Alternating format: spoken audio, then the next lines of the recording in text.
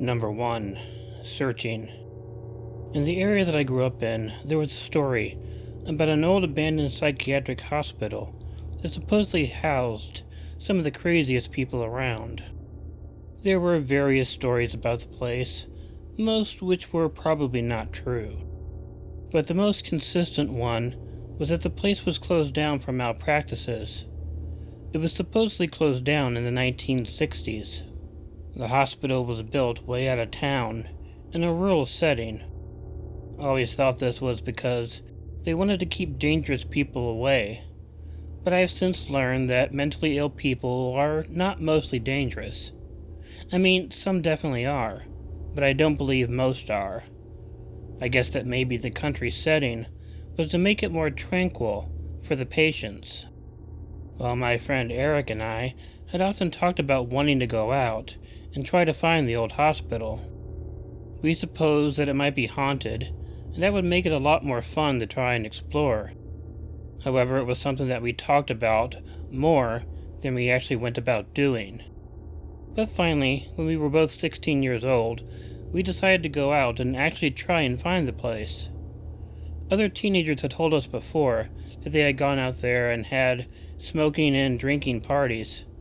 They even told us where to find it, in case we ever wanted to go out and see it.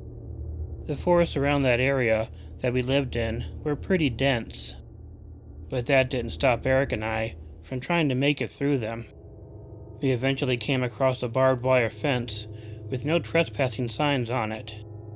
The other guys had told us that that indicated that we had reached the property that the hospital was on, so we knew that we were getting close. It didn't take too long before we found the place, and it was pretty impressive when we did.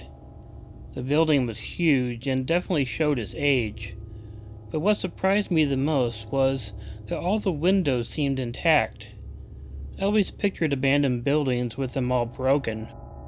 We needed to find a way to get in though. To cover as much area as possible, we decided to go in opposite directions, looking for doors or broken windows. We didn't want to break anything ourselves because if we got caught, that would just put us in even worse trouble. I went to the back of the building and Eric went toward the front. We told each other that we would meet up on the other end of the building. I never made it to the other end of the building, however. After walking for a while on the back of the building, I came across something unexpected. I guess a back entrance to the building was there, and there was a van right by it. A couple men were by the van, and looked like they were moving something. 2 other men showed up, carrying something which they put in the back of the van. I didn't want to get caught, so I quickly went back in the direction that I had come from. I realized that I would have to try to catch up with Eric, rather than meet him at the end of the hospital.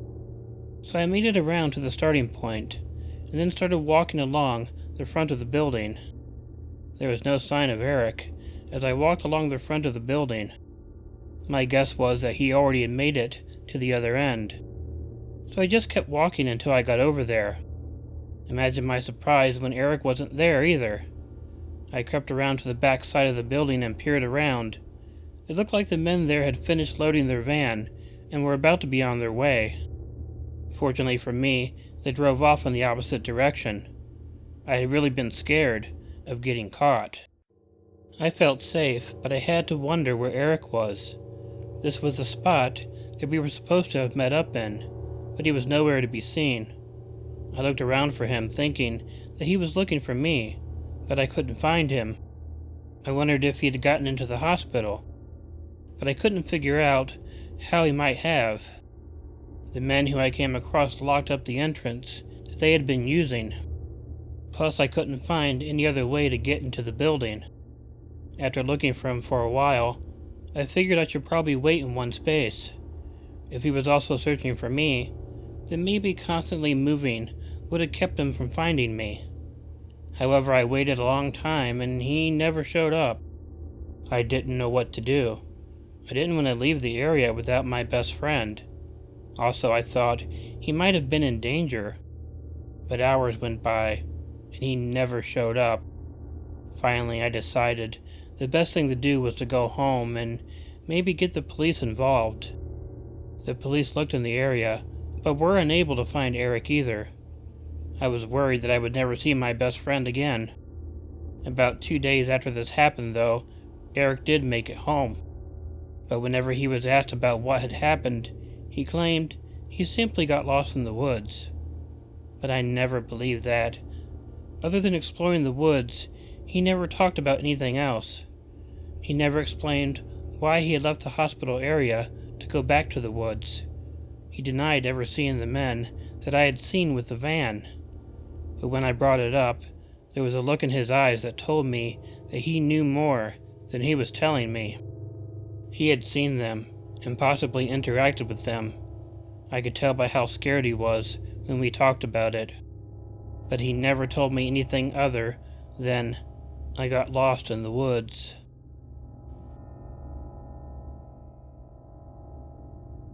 Number 2.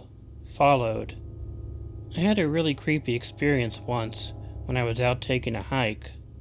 Although I was hiking in a national park, there were areas where one was not supposed to venture into.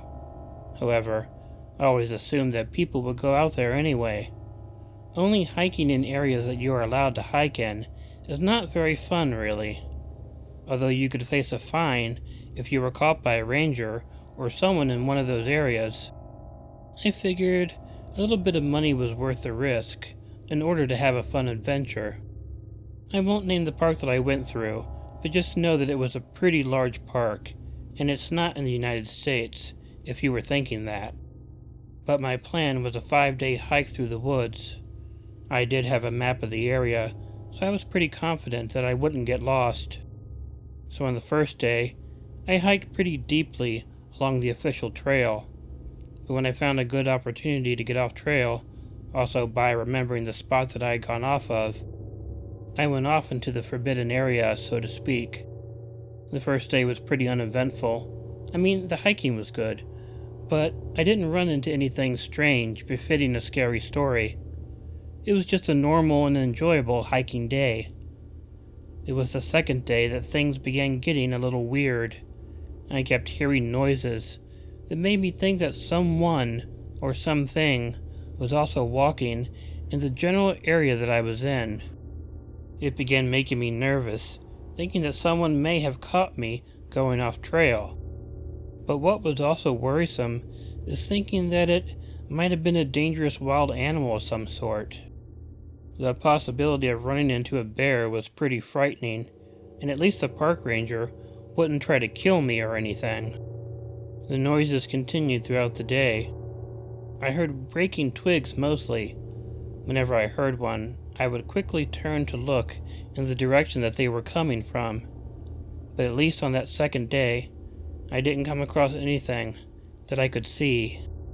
The second night in my tent was a bit unsettling as well. I kept hearing noises that really indicated that someone might be stalking around outside. I looked out of the tent several times and even called out, "Hello?" to see if anyone was there. I was past the point of thinking it might be a ranger because likely the ranger would have arrested me rather than just creep around me. So a wild animal was the conclusion that I had come to. Eventually, I just had to fall asleep because I needed my rest to continue. It was the third day when I was out hiking that I finally noticed something. On this day, I had to sort of turn back in a curved direction to make it back to the trail so I could make it back home on the last day. I heard a twig snap again, and my head immediately shifted toward the direction of the noise. When it did, for a brief moment, I saw a man standing off in the distance. He quickly moved away and out of my sight, but there was no doubt that I had seen a man there, and like I mentioned before, he couldn't have been a ranger. If he had been the source of all those noises that I had been hearing, that also meant that he had been following me for a while. That made me extremely nervous as I continued hiking. The occasional noise continued all through that day, but I never caught a glimpse of the guy again. When I made my camp and tried to relax for the night, I found that I couldn't get very comfortable. My mind was just too focused on the guy that I had seen and wondering what he was up to. but eventually, despite still hearing occasional sounds, such as the twigs breaking, I was able to sleep. I woke up to something very odd. My fire was burning outside my tent. I always put my fire out before going to sleep. I'm a very responsible camper that way. Not only that, some of my food was missing. I kept everything rationed out exactly in order to have the right amount of food for the trip. It seemed really odd to me to even think that maybe the guy who I had seen might have started a fire and heated up some of my food. I mean, I guess I could understand if he was hungry, but he also could have asked me or approached me. That fourth day, things began getting even worse than before. I was still hearing noises that made me think the man was following me, but also I had been catching more glimpses of him too. Whenever I shot my head around in the direction that I thought that I had heard him, I would see him for a second or so before he moved away, and each time it happened, it made me just hurry up further along the path. Whoever he was acting strange, and that meant that he also might be dangerous. Going to sleep that night was so difficult. A few times it seemed like something was hitting my tent. It was as if someone was throwing pebbles at it or something. I began thinking that the man that I had seen was getting bolder and bolder each night, and that was not a good thing. However, this would be my last night in the woods, and by some time the next day, I would be making it back to the official trail. Eventually, I fell off to sleep again. Well, getting up the fifth day was the worst of all. I didn't have another fire or any missing food, but the hatchet that I brought with me to cut firewood was gone. I had kept that hatchet inside of my tent with me while I slept. It was hard to admit to myself the night before that I was really scared, but I was.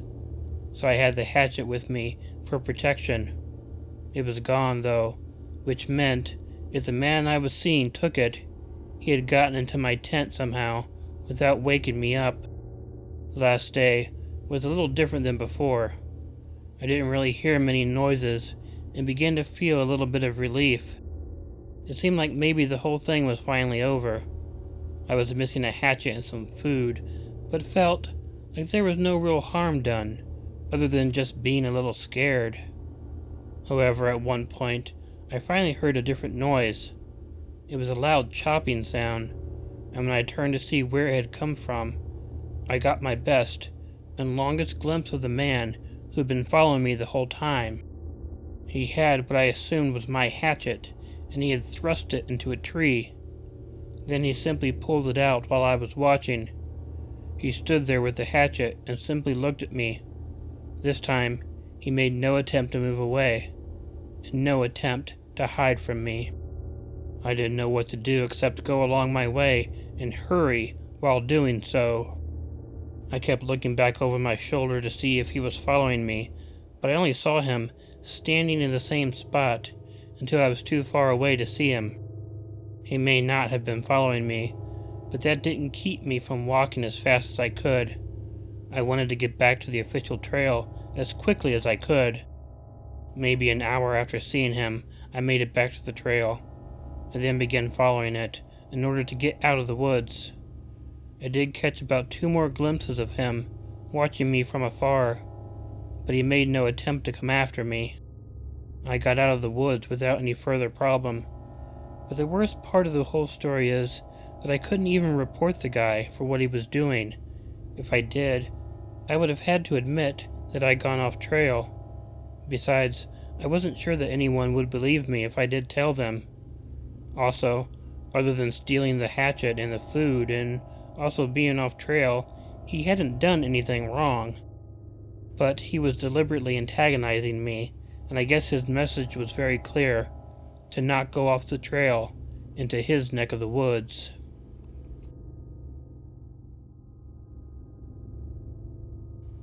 Number 3. Mine. I enjoy finding old caves and old abandoned mines to explore. For the most part, nothing scary or such happens when you explore these places. They can be creepy and make you nervous, but other than that, they aren't anything special. And I'm never really scared when I go exploring one of them because I've done it so much. The only time I ever got scared when exploring happened about 30 years ago. I had been researching and found a mine that I wanted to check out. It was a bit of a hike to get to it, as is often the case with these places, but it is normally worth it for the experience. It took me a while to find this old place, and when I did, I almost second-guessed myself about trying to explore it. It was very run-down looking, and it was also very wet on the ground.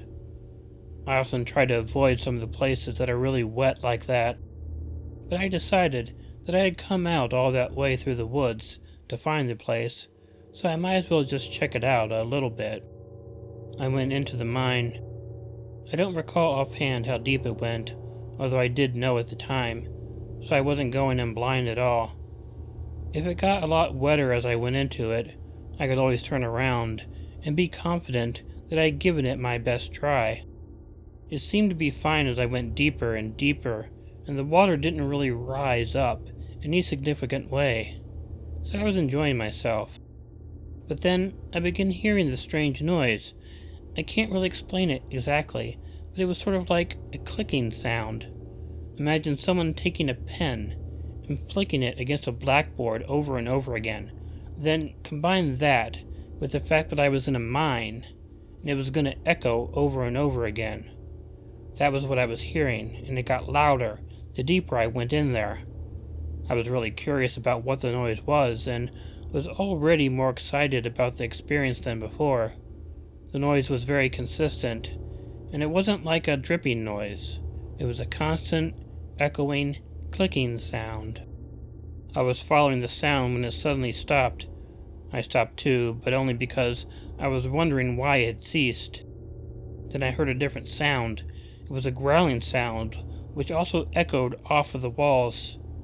It was a low, guttural growl that basically was telling me, "I don't want you here, and I think you had better leave."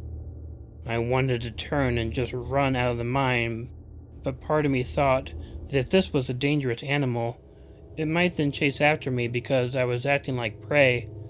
So rather than turn and run, I began slowly walking backward.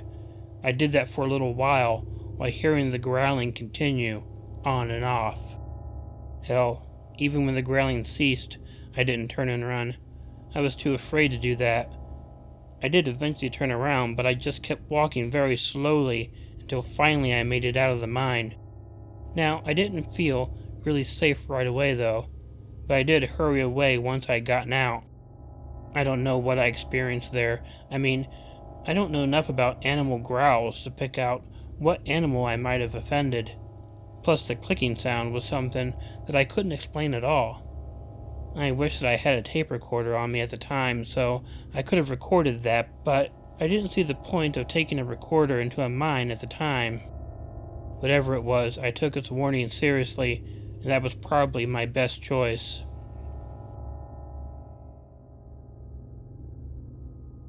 Hey all, Killer Orange Cat here. First, I would like to mention and thank my paid Patreon subscribers, starting with my two VIP members, Chiamerah Cat and Pixie Hopper 8. I also want to thank Heidi H, Tracy Sellars, and Chronic J. I had a little bit of doubt that I could get this out in time, but I'm glad that I did. I wanted to get a couple more videos out before April ended.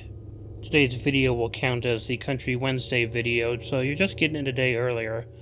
The earliest the next video might be out will probably be on Friday. On Wednesday and Thursday, I'm going to try my best to get caught up on a couple of Patreon things. I owe a few stories on there, so I'm going to record some stories and put them on there. But hopefully on Friday or Saturday, I'm really hoping Friday, I'll be back with another video. Yes, I know most people are probably thinking, wow, that's like 1, 2, 3, 4 videos in 1 week. And yeah, that's kind of rare for me, but I'm trying to get more videos and I'm finding more stories, so hopefully the stories will continue coming and then I can get more videos for everybody. Now, I would like to mention and thank all of my free Patreon members: Venikins, Rose Metro, Woofer McWooferson, Cindy Cleveland, Vanapira Rayne, Stinking Ooze, William H., Alien Unicorn 13, Kathryn Lynch, The Bama Guy 334, Michael Vasquez, Bonnie Lynn, Collet Bond, Krista Pike, Prince UVA, HF Creations, Bonnie Gibbs, Linda Moore, DJ Lira, and finally Evil Black Cat.